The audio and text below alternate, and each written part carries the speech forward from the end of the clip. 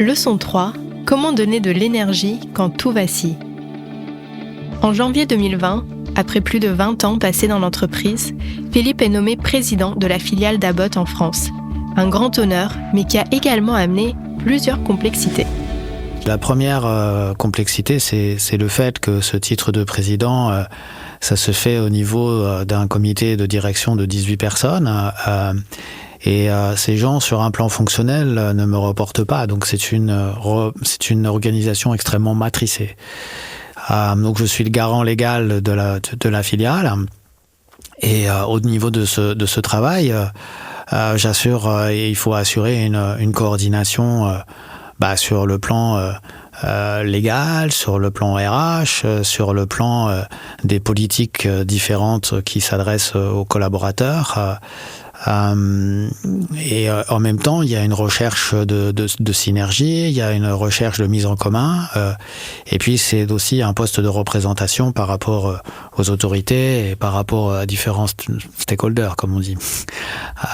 Donc, cette structure matricée est assez complexe, mais très vite, j'ai voulu, après encore une fois, à plus de 20 ans d'expérience, j'ai voulu apporter dans cette fonction une valeur ajoutée assez forte, en venant avec des propositions de valeur, en venant toujours avec, on parlait de culture, mais j'essaie de m'efforcer d'apporter auprès de tous mes collègues des nouveautés, des informations, de la valeur ajoutée, bien sûr, pour réfléchir tous ensemble sur nos objectifs, sur nos missions, sur notre rôle par rapport au système de santé français. Ça, c'est quelque chose qui m'anime très fortement.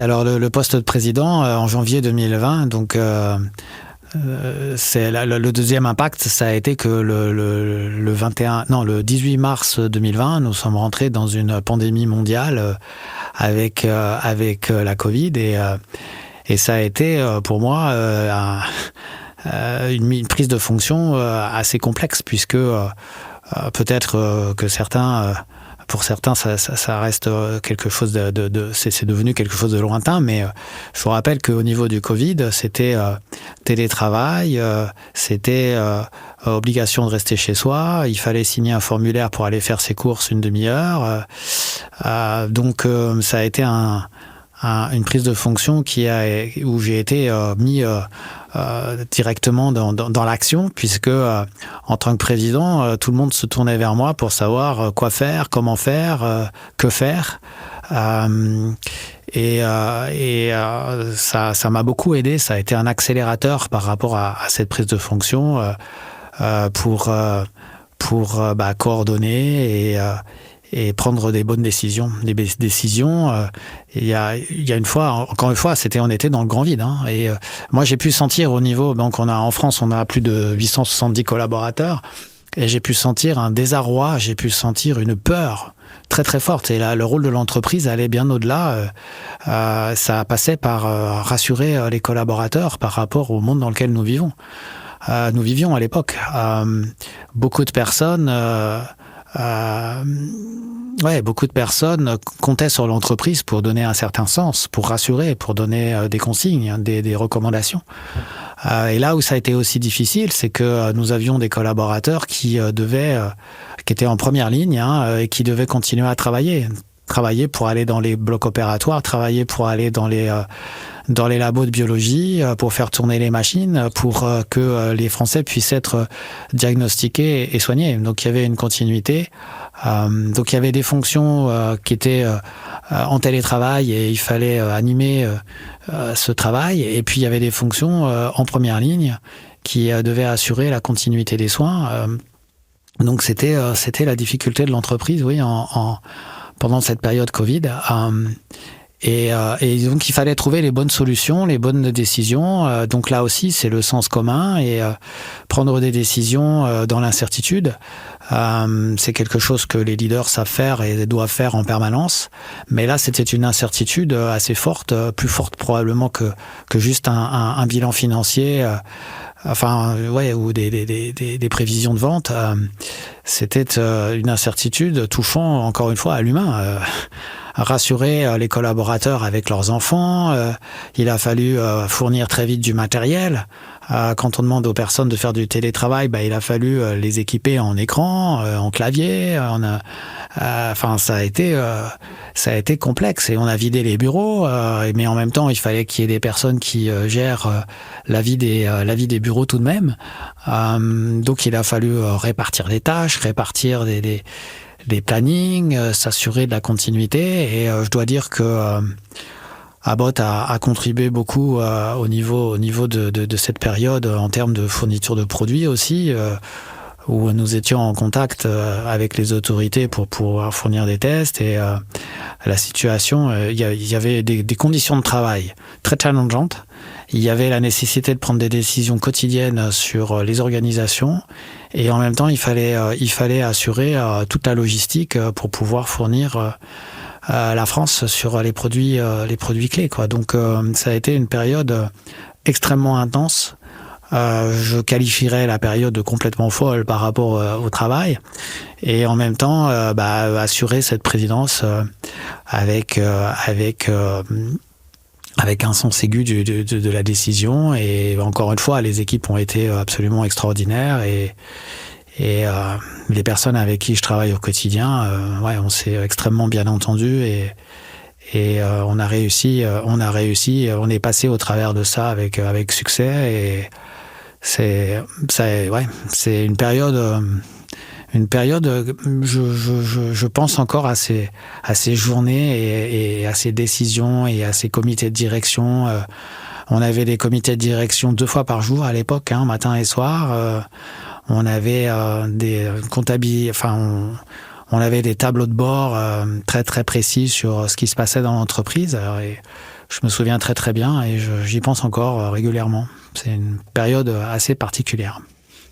Alors le leadership, on en parle beaucoup. Le leadership, c'est quoi ? En tout cas, c'est un peu comme tout à l'heure avec le marketing. C'est une définition qu'on peut donner facilement avec des années d'expérience. Mais le leadership, c'est tout simplement donner toujours d'avoir la vision la plus large possible et qui soit la plus claire possible en permanence, d'avoir une vision très claire.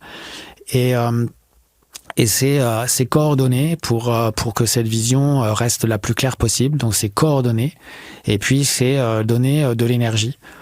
Tout le temps de l'énergie, être là tout le temps et faire en sorte que la machine tourne. Parfois, ça peut être, quand je dis la machine, c'est la machine humaine, la machine des équipes tourne avec la meilleure efficacité possible et le plus de satisfaction possible. Et si on peut ajouter du plaisir et une dimension de joie au travail, de satisfaction au travail, que ça soit le plus élevé possible, c'est absolument génial. Tous les matins, quand on se lève, il faut appuyer sur le bouton reset et il faut repartir avec un regard neuf, avec une énergie renouvelée. Et la nouvelle journée, c'est une personne qui repart mise à jour. Donc ça c'est quelque chose qui est important. Le deuxième point, j'ai parlé d'énergie. Oui, moi je qualifie en fait la fonction de leader comme étant un fournisseur d'énergie. Il faut transmettre de l'énergie. Et c'est quelque chose là aussi qu'on apprend. Ce qui est important aussi, c'est qu'il faut laisser ses états d'âme au placard. Quand je dis faire un reset le matin, c'est ça en fait. C'est laisser ses états d'âme au placard et venir toujours avec le sourire, avec l'esprit le plus ouvert possible et faire en sorte que chaque journée soit une journée unique et voilà, pleine d'enthousiasme, d'énergie, d'ouverture et la capacité Ouais, la capacité de coordonner. Et l'autre point aussi par rapport à un leader, c'est accepter bien sûr de travailler avec des personnes qui sont bien plus fortes que soi en termes d'expertise, en termes de savoir-faire, etc. Ouais, c'est la capacité à déléguer, à faire confiance, à co-construire. Co-construire, c'est aussi c'est quelque chose de très important. C'est-à-dire donner une thématique et donner un objectif et co-construire. C'est-à-dire la capacité à négocier, la capacité à faire monter une proposition de valeur avec justement un savoir-faire relativement étendu, expert, de plusieurs collaborateurs et que chacun puisse s'exprimer. Et co-construire, c'est cheminer ensemble pour essayer d'avoir la meilleure proposition de valeur.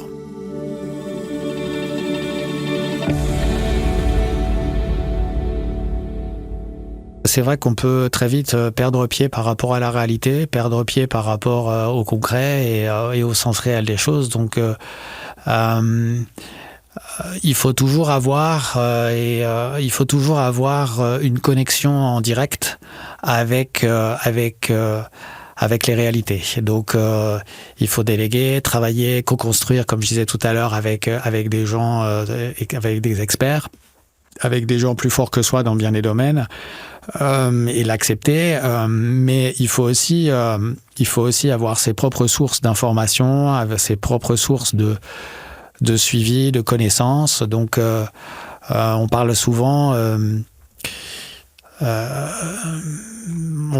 de cadrans, les différents cadrans d'une journée. Vous avez 50% de votre temps qui sont liés à des tâches répétitives et qui sont obligatoires. Vous avez 30% parfois qui sont liés à des excès, à des choses qui viennent en plus se rajouter. Donc c'est un peu la gestion des urgences et c'est un peu la gestion des cas particuliers qui surgissent sans que ça soit prévu. Et puis il faut se laisser 30% de temps sur la construction du futur. J'appelle ça la construction du futur, c'est-à-dire s'éduquer, s'informer, garder un pied dans la réalité. Ça veut dire discuter avec les clients, discuter avec les patients, discuter avec parfois les décideurs extérieurs, bien sûr, pour comprendre et savoir dans quel monde nous sommes et quelles sont les attentes et connaître les grandes tendances. Philippe nous explique qu'une des difficultés de son poste réside dans le fait de rester ancré dans la réalité des préoccupations des collaborateurs internes et des parties prenantes externes. Pour répondre à ce défi, il a une méthode redoutable. Avoir une liste de 50 personnes sur son téléphone qu'il peut contacter à tout moment pour prendre le pouls de son environnement. Ça m'arrive souvent de coacher des responsables de pays, des nouveaux responsables de pays, et je leur dis toujours, quelle est la liste des 10 personnes que tu estimes aujourd'hui indispensables par rapport à ta connaissance. Et donc je les fais travailler sur cette liste, sur ce fichier, et je les coach pour qu'ils développent des relations authentiques et sincères, basées sur le long terme, de relations et d'échanges. Et je leur demande souvent de travailler sur cette liste et d'établir un premier contact, puis un deuxième contact, et de leur expliquer très clairement leur attente. Voilà, j'ai pris cette fonction et je cherche à comprendre, je cherche à travailler avec vous, je cherche à construire une relation sur le long terme. Je veux dire, il faut expliquer clairement quelles sont les intentions au départ pour pas qu'il y ait de fausses idées ou de fausses expériences. Et après, il faut garder et maintenir cette relation dans le temps. Ça, c'est difficile. Parce que parfois, vous avez une problématique qui est très ponctuelle. Donc, vous allez networker, vous allez un peu stresser pour gérer cette problématique et vous allez établir des connexions. Et puis, cette problématique va passer, vous allez la résoudre ou pas, mais elle va passer. Et après, peut-être que vous allez détendre vos liens, quoi. Et donc, la difficulté, c'est ça. C'est d'avoir cette cette possibilité donc de construire dans le temps.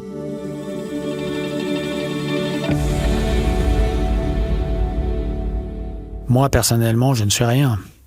Je ne suis là que, encore une fois, pour coordonner, pour donner de l'énergie. Mais je pense que la clé, c'est de travailler avant tout pour les autres. Et pas forcément sur soi. Moi, mon succès, il est délivré par les autres, par les équipes. Mon succès, tous les résultats qu'on peut avoir, etc., je ne suis qu'un maillon de la chaîne. Et la chaîne a beaucoup de maillons. Donc il faut que chaque maillon soit solide, soit là, et la chaîne fonctionne. Et je ne suis qu'un maillon de la chaîne.